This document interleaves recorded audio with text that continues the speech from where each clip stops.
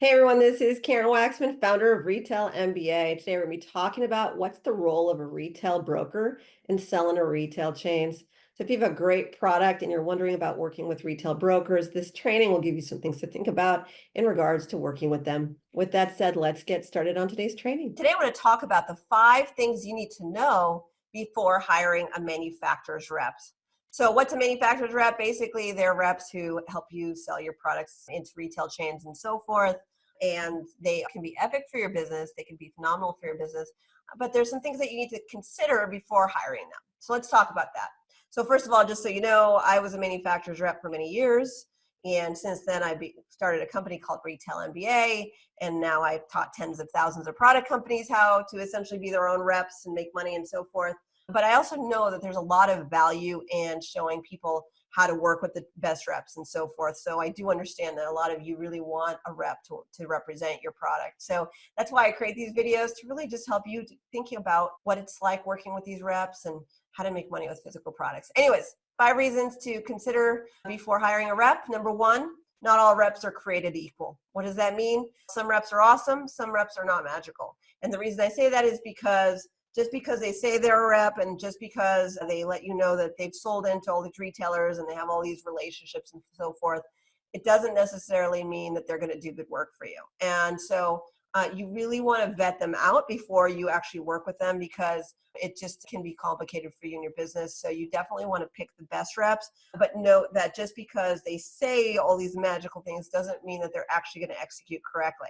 So there are things to look out for when you're working with these reps, but just know that they're not all created equal. Please don't listen to just anything. Really feel it out. Get some additional information before you choose the rep, because it can be important for you in your business.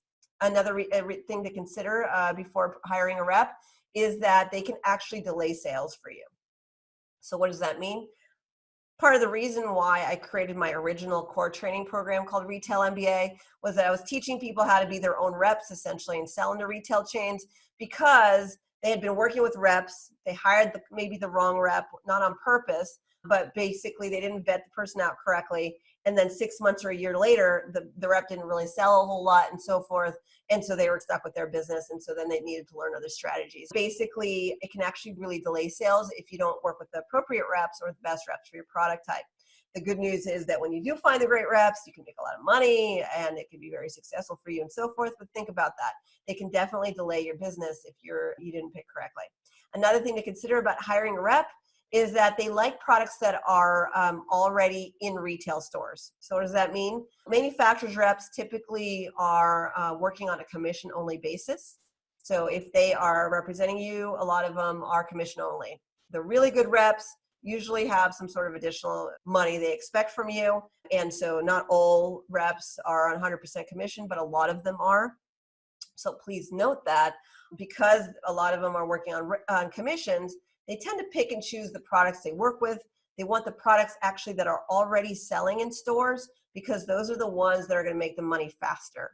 So a lot of times they're rejecting you or not really paying attention to your product, because if it's not making them money very quickly, they maybe don't focus on your product as much and so forth. So you really have to think about that. And so what does that mean for you if you've never sold your product anywhere before? It doesn't mean that reps aren't a great strategy for you, but you might get rejected a little bit more unless you know actually how to speak to them and convince them that your product will sell and all sorts of things. But you do have to recognize that they're commission only.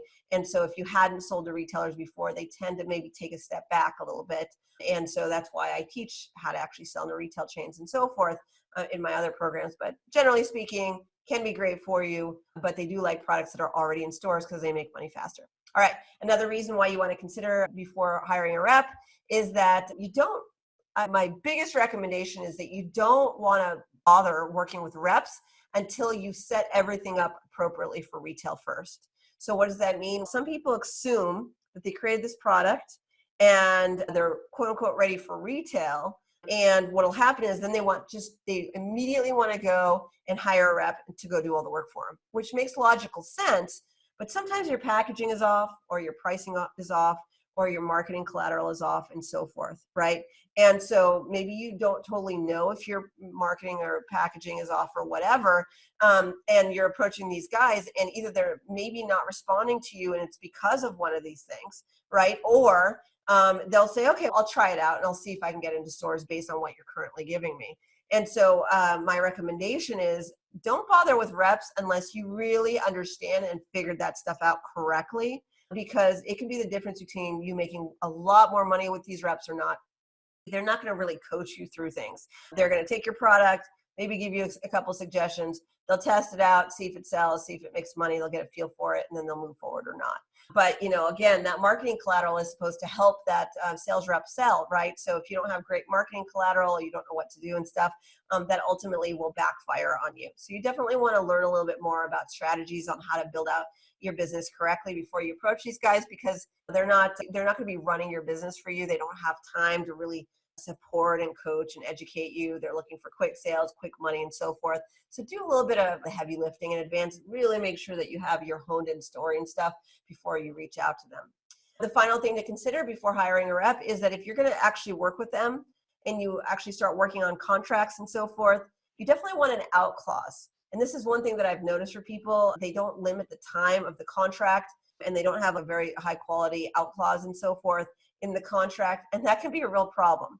The reason that's a problem is, what if you work with a rep and you sign contracts and they are responsible for your product and so forth, but then they don't do a whole lot and then you're stuck with them and then you can't get out of the contract, so you can't sell and they're not doing good work and so forth. So you want some ability to limit that contract so you can see what they're doing, and then also you want to be able to get out if necessary and so forth. And I've had lots of phone calls with people who are freaking out because they signed contracts with people. There was no real out clause. They're not doing anything. You're stuck. You have all this money invested in this product and no one's really supporting you. And you just have to wait it out for the contract. And I really don't want that for you.